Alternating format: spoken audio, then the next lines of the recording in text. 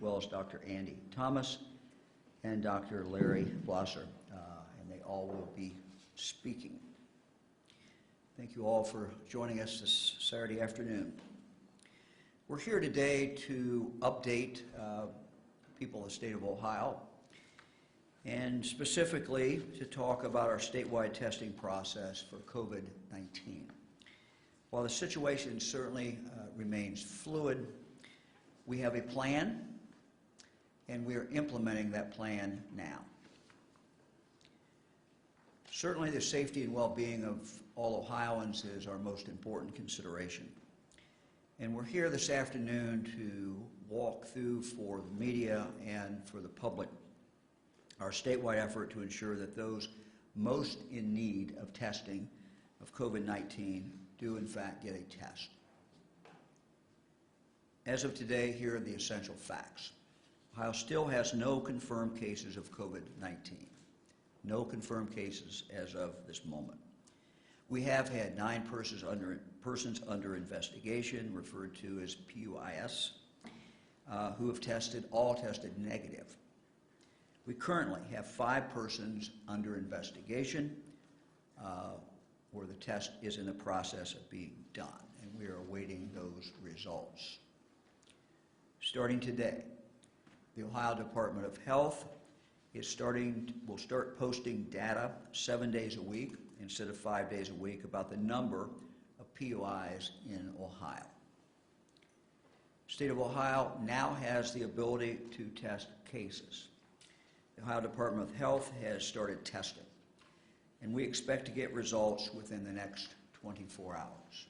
The turnaround time we expect generally from the Ohio Department of Health will be 8 to 24 hours when those tests are done. But in addition to the state, the private lab called LabCorp also has the ability to test now in Ohio. And the private lab Quest Diagnostics is expected to be able to test as of Monday. Further, we would expect some hospitals to be able to do testing within approximately 2 weeks. What is important here is this: regardless of whether the Ohio Department of Health or a private lab or in the future a hospital does the test, the results will go back to the Ohio Department of Health. They will maintain the data to best track the possible community spread of the disease. The Ohio Department of Health does have a limited number of tests, between 300 to 400 people, the ability to test between 300 to 400 people. The private labs also, of course, will be able to increase that number of those who can be tested, and again, in a few weeks, we will have some of the hospitals in Ohio who will also be able to add to that capacity. We are making the most out of what we have to best maximize our testing ability through our plan to prioritize who gets tested. Dr. Acton and our Ohio Department of Health are working closely, and I want to emphasize this because this is a health system in the state. They're working very closely with local public health officials, working closely with hospitals, with primary care doctors, and nurses and nursing homes, in a system-wide effort to maximize our ability to test Ohioans. Should Ohio have confirmed cases of COVID-19, our plan addresses the sickest and most at risk, as well as people who are less sick and not needing hospitalization. Let me now turn it over to Dr. Acton, who will speak in more detail about our statewide plan. After that, we will hear from Mike Abrams and from Dr. Andy Thomas and from Dr. Larry Blosser. Thank you, Governor. Good afternoon, everyone. I appreciate you coming together on such short notice. We know, once again, that there's a lot of fear, a lot of confusion out there, so we thought if we shared with you a little bit more about the testing process and what we know now, it might help your viewers, the people out there watching this, have a better understanding. So The truth is, there is a limited amount of testing we can do right away. That amount is going to grow every day, so our capacity will build. But in the beginning, we really must prioritize those that are most sick. The good news is our lab is up and running now, Ohio Department of Health's lab. And what is also different in Ohio is, in part of our preparation, we really went out of our way to make a lot of connections with our health systems and with our primary care docs. And today, we are releasing a lot of guidance through our networks that we built in planning for this. So we are all working together to maximize the resources for Ohioans. And the doctors will be sharing more with you about that. So the good news also is that all of the lab test results do come to ODH immediately. This is a Class A reportable disease, and so we will be seeing all those results and being able to take responses as a state very strategically. So we're taking in Ohio a three-pronged approach.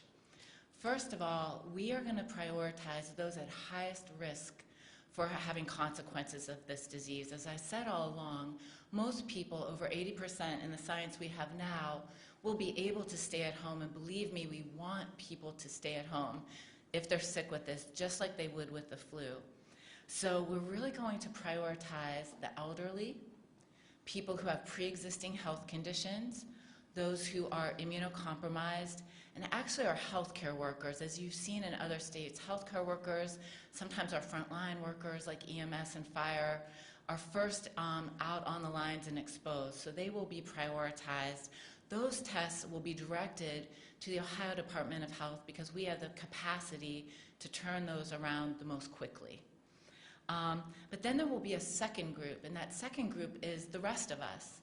And if we get sick with this, and as the doctors will explain to you more, we will want to call our doctor or use our telemedicine or call our nurse helpline and talk to them about what we're experiencing. And then you will engage with your doctor as an outpatient, and they will do a thorough examination, and then they will probably want to rule out things that are more common, like the flu and the other respiratory things we see.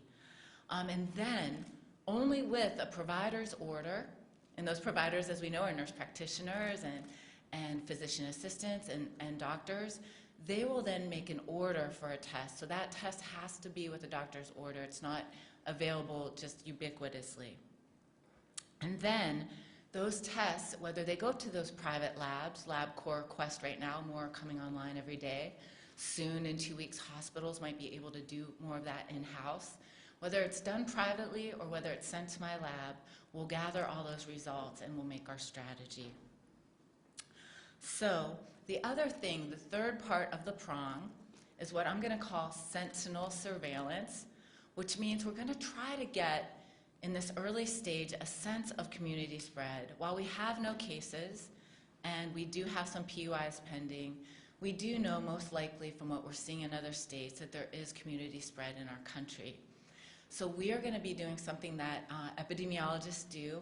We have something called a network about influenza-like illnesses, and it's a federally funded program where we look at some of our flu data that's out there, and we're going to do some sort of looking for clusters, unexpected clusters of things that test negative for the flu. It's sort of a complicated process, but it's our way of trying to see if there's community spread. So this is a very well thought out plan.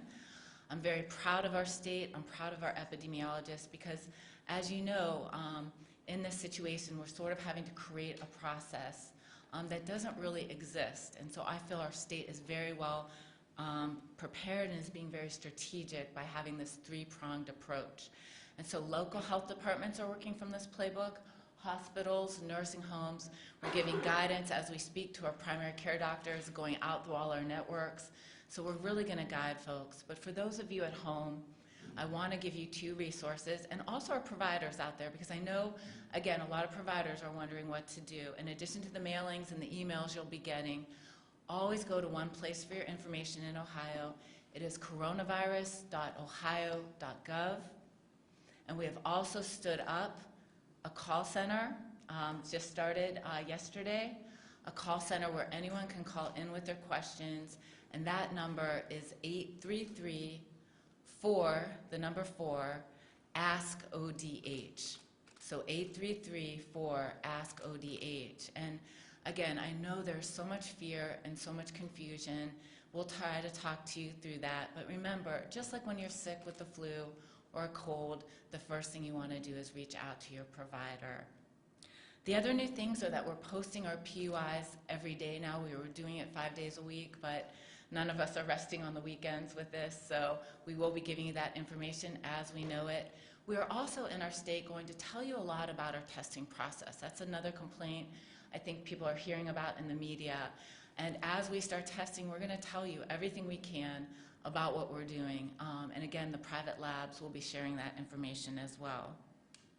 Most of all, I want to say, you know, this is an outbreak. You know, it can be labeled a pandemic. In a pandemic, you know, there are going to be disruptions in our daily lives, and there's going to be confusion. And that's why it's so important you go to trusted information, the sources I've given you, and reach out to your provider for more guidance. And we will guide you through this process with everything we know as we know it. And at that, I'll take questions later, but I'd like to allow you to talk to Mike Abrams, who is the CEO of the Ohio Hospital Association. Thank you, Dr. Acton. I think you guys can guess which one up here is not the doctor, the uniform, but yeah. I've been involved in some situations like this across a couple states in my career, and I want to say that I don't think I've ever seen a better example of strong, measured, and competent leadership than what our state government is exhibiting here in Ohio. When this came up, the governor called us immediately and assembled what we quickly began to refer to as the dream team of experts. And this team communicates very, very regularly. It feels like constantly. He's established a set of people with national reputations, not only in infectious disease, but also operational expertise and deep government experience. Hospitals across Ohio are going to be considering strategies to manage lots of issues, including possible surges in patients, supply chain issues, staffing issues. There are lots and lots of things that hospitals are working every day to kind of prepare for. When healthcare gets interesting from a public health standpoint, there are always lots and lots of oars in the water. And that's the case with this as well. And part of our job is to make sure that all of those oars are rowing in the same direction in concert. And that will result from constant attention by trusted leaders. There are 255,000 people in Ohio who work directly for their community hospital, and the Ohio Hospital Association, in partnership with our 236 hospitals, we're working tirelessly to make sure that everyone feels well communicated with and that they understand the strategies that Dr. Acton has described for you. Every state will have limited resources to deal with this situation. We have a solid plan to optimize the use of those resources, and we can have confidence in that plan because of the experts who I mentioned earlier who have informed the components of that strategy. As you can imagine, I'm in regular communication with my counterparts throughout the country, hospital association presidents in every state on this issue. And as I said, all of them have resource allocation challenges, but I don't think anyone is coordinating the situation any better than we're coordinating it in Ohio. So, Governor, thank you, and Dr. Acton for your leadership on this.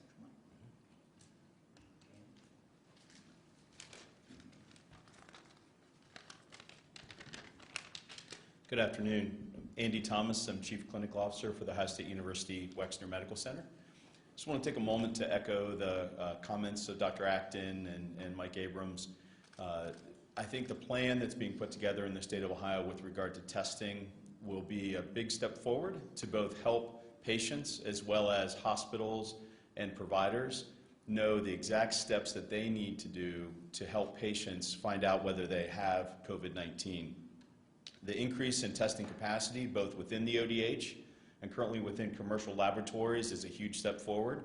And over the next 2 to 3 weeks, multiple hospitals across the state will be standing up the ability to complete those tests at their facility.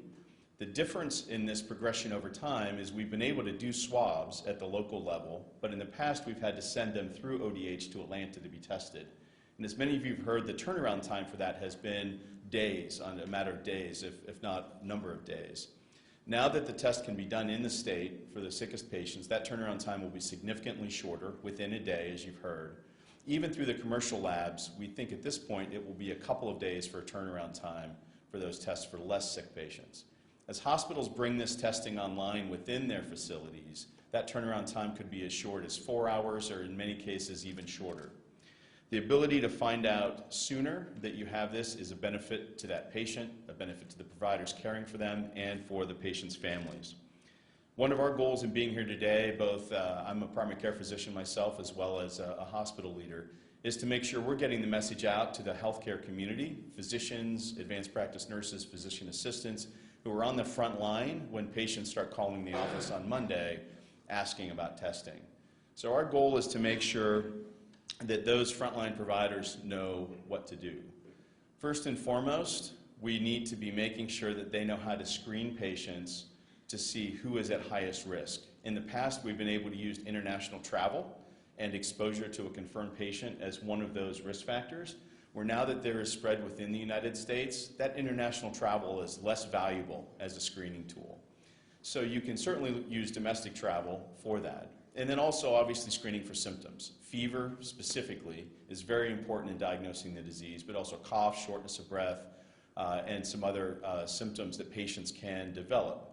So if you have a patient who has a travel or exposure history and symptoms, or even with community spread now, just symptoms, the best step is to make sure the first thing you do as the patient even walks into the office is put a mask on the patient, just a routine surgical mask. If there's one thing you can remember, if a patient calls your office and has a cough, you need to be prepared if that patient's coming in that day to put a mask on them immediately and get them into a private room.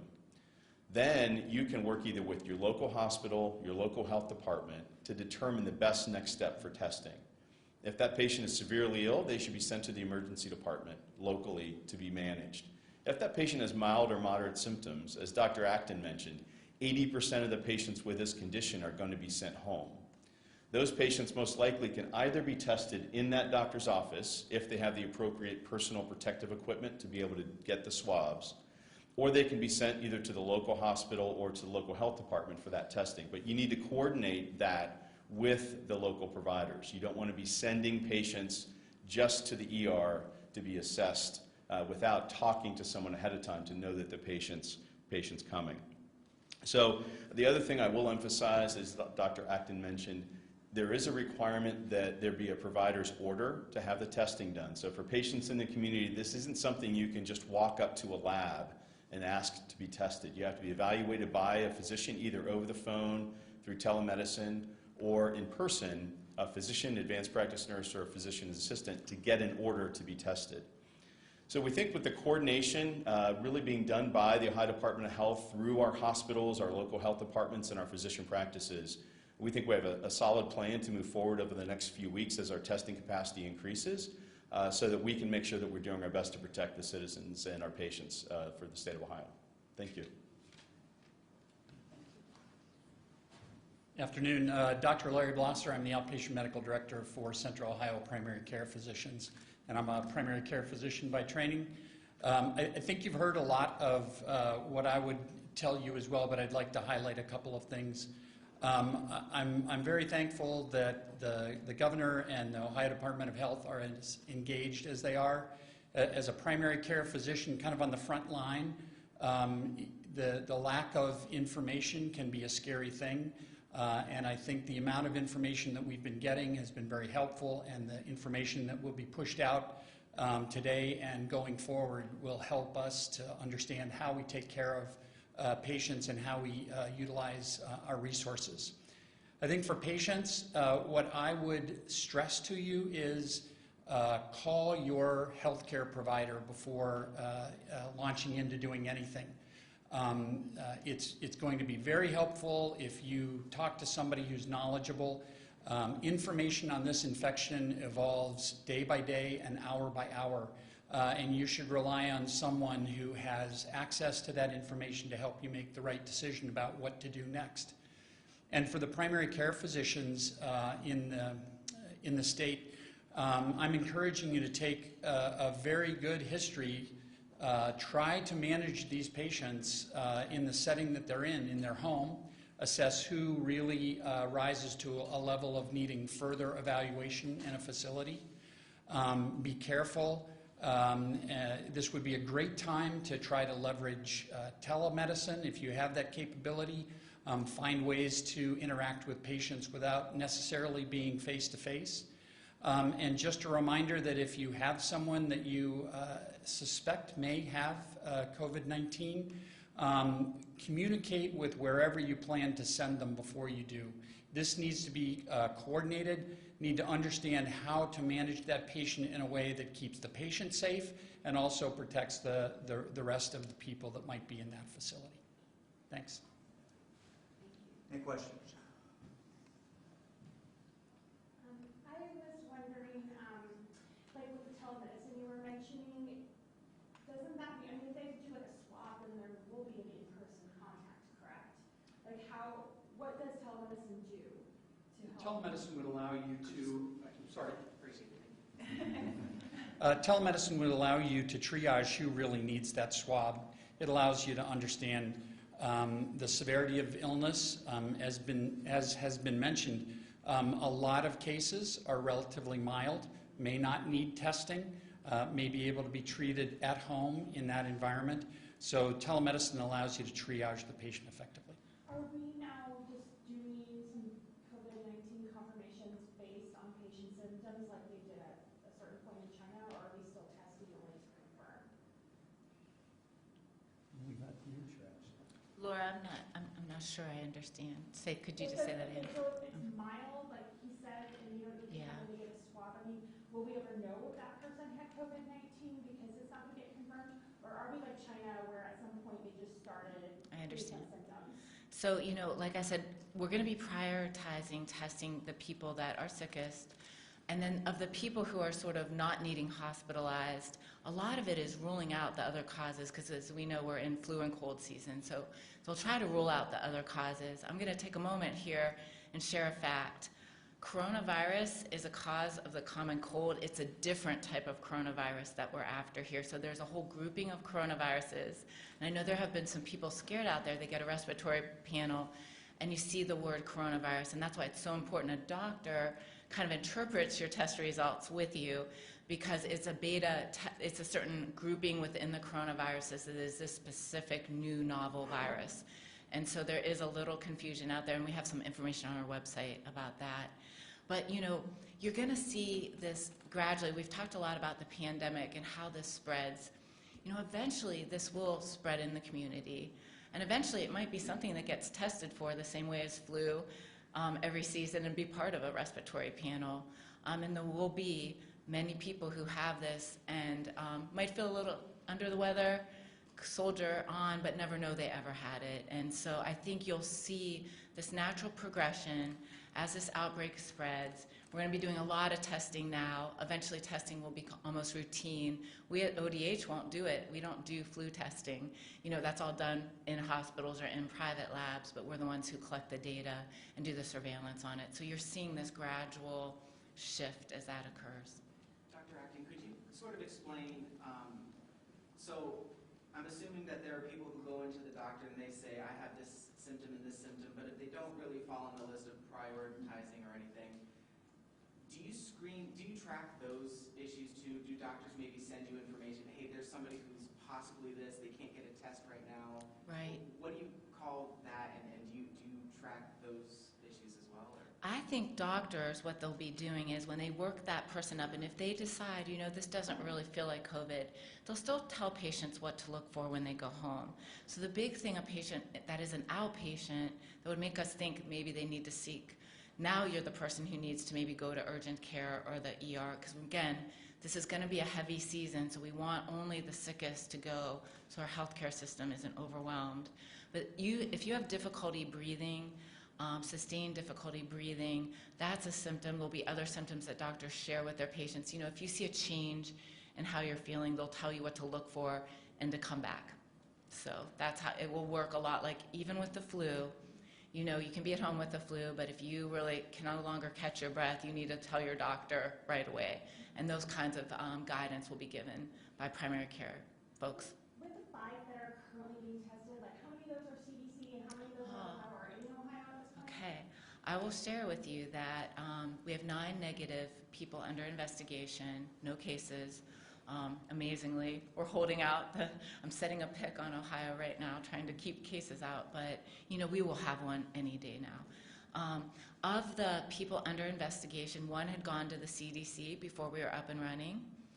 2 are in our lab as we speak, and 2 are actually at LabCorp. So we'll get those results, and there's a system, a technology system in place that actually we get those results right away as a Class A reportable disease. And are these LabCorp, I know they're like a really big company everywhere. Is it local LabCorp locations? Yeah, there are local LabCorps that often primary care practices use. Sometimes hospitals do a lot of their own in-hospital testing, but there's certain tests they send out.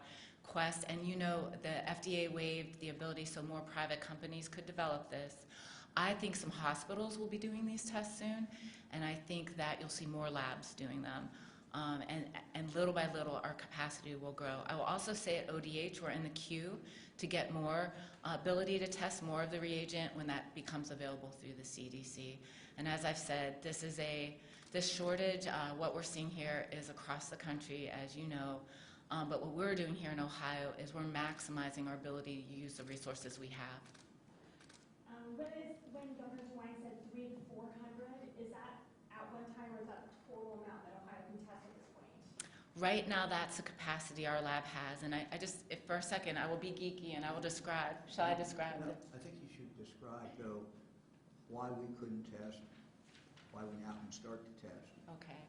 and about the capacity, because the capacity has to do with what we get. Okay, so I'm going to get really geeky here, so follow me on my math. And again, I will say again, it's so wonderful to have a governor who wants to go to all these places with you. He does. So here's how the testing worked. The CDC, again, it's very hard for people at home to keep this in mind. This is amazing we have a test. I mean, the fact that we've had a test in this world this quickly is the stuff of science fiction. That's what PCR testing and these rapid tests have done. The CDC developed a protocol first, and they got that out.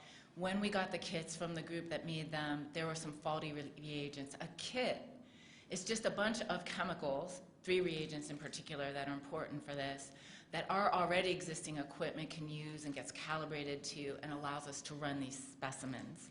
Now, when you get a kit, the kit we got, and this is very similar, and we know Right Pat, by the way, got a kit too.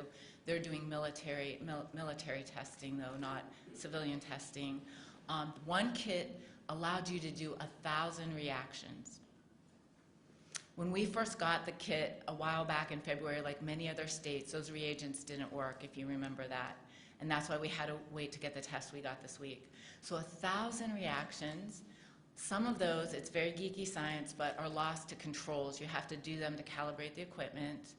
And then, and this is the part that's very confusing when you see the numbers out there right now, each patient sends you 2 to 3 specimens. They do a nasal swab, sometimes an oral swab, and sometimes sputum. They make you spit if you can. And so of those, say 850 or something, now you have 2 to 3 specimens, and that's why we're estimating 300 to 400 people being able to be tested by this set of reagents, and we're hoping we get more reagents soon. Governor, any updates on the Arnold Sports Festival? Have they been in compliance with everything? What have you heard from them? To my knowledge, they have been. I have no information that they're not, and I suspect I would have heard it. And then also along those lines, any update on, you mentioned that if more people came to you with concerns of other large events, so for example, the March Madness tournament coming up, have anybody reached out to you at that point? Do you happen to know if anybody has a plan on how to handle that? No, I do not. I mean, this is not something that when we looked at it, we already looked at it, and barring some dramatic change in what's going on in Ohio, we did not feel that that was unreasonable risk. That March Madness certainly does bring a lot of people in, but again, it's different as far as the risk level, and that's what the doctors told us. So we've not changed our opinion of that. Are you in contact with basketball officials? Because Wall Street Journal is kind of indicating there's a chance that an action might be totally canceled. Well, all I can do is, no, we're not in contact with them. My guess is that every group that is putting anything on is developing contingency plans in case they can't move forward. I think that you would expect that, and I suspect that's what's going on.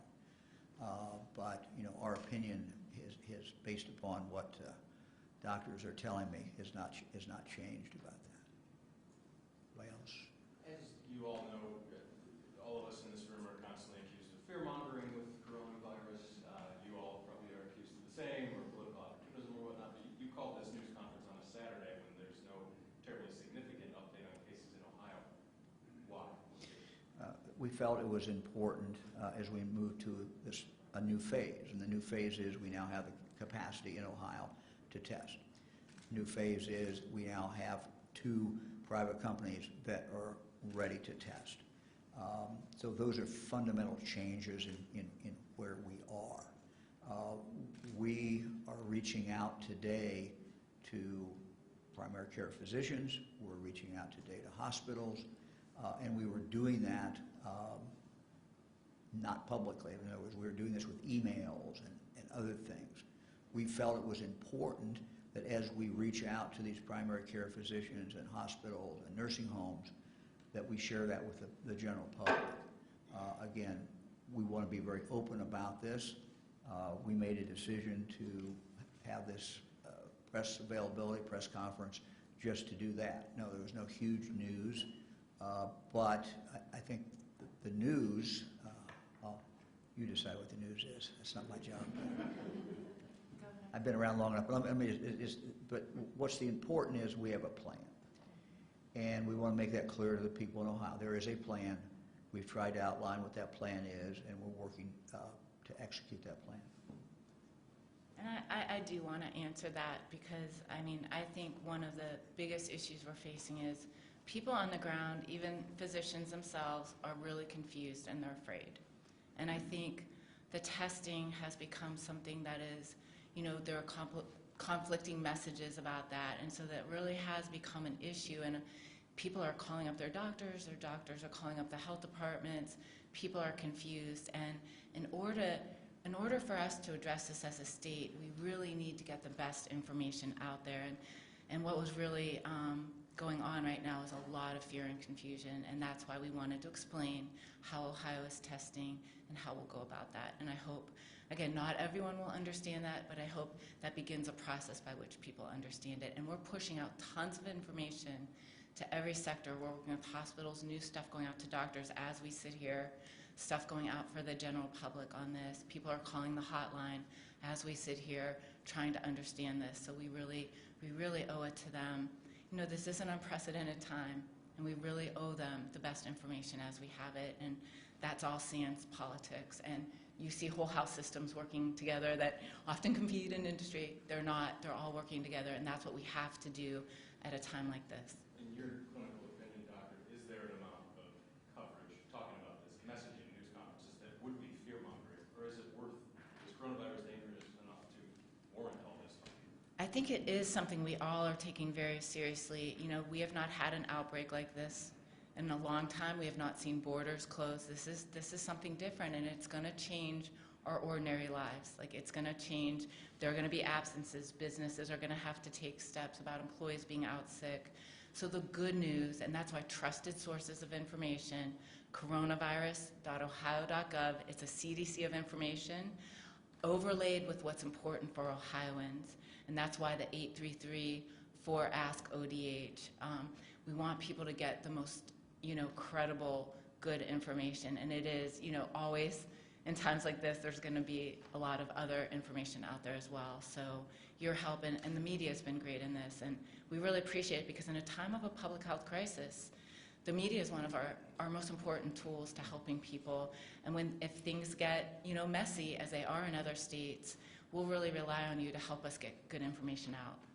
Sorry if I missed this, but who covers the cost of the test? If somebody is sent to, if a test is sent in, does that individual pay for it? Or? Yeah, so some of the testing will be paid for, and we haven't seen prices yet from labs. I know the federal government is working to prohibit this from being a cost gouging kind of thing, but regular insurance will cover it. Medicaid, CMS is working on ways to cover it. Any test that comes to our lab will be run. So, we will not let that be a limiting reagent to what we test. We do not charge, by the way, for any testing. As folks head to the hospital to get those tests per doctor's order, is there anything in place, like a checkpoint before they even get in the hospital to kind of triage who may be possibly at risk of this and somebody else who's here for something else? So every hospital has their own process and policy based on their facility and how that facility is set up. As I mentioned before, one of the best first steps you can do if you're the provider sending a patient to the emergency department is to call ahead. Even if you're the patient and you're going in to see your provider in their office, or you are going into the emergency department, if you think you have COVID-19, one of the best steps is to call ahead and let them know you're coming. That way they can be prepared. And typically what we train, it's a relatively simple process. If someone calls and says they're coming in with this, you put them in a mask and you get them in a room.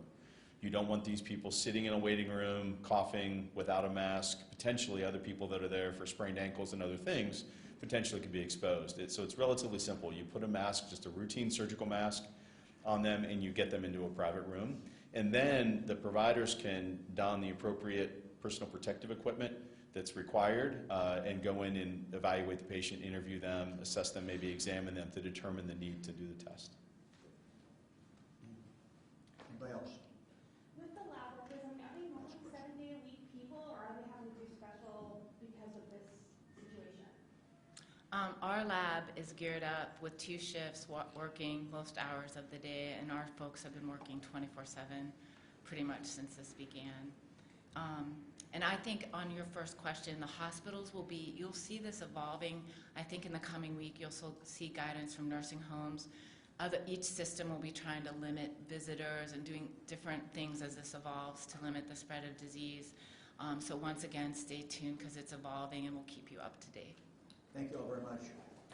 There's a wedding at 4 o'clock in the rotunda. I just wanted to let you know so we can be kind of quiet on our way out.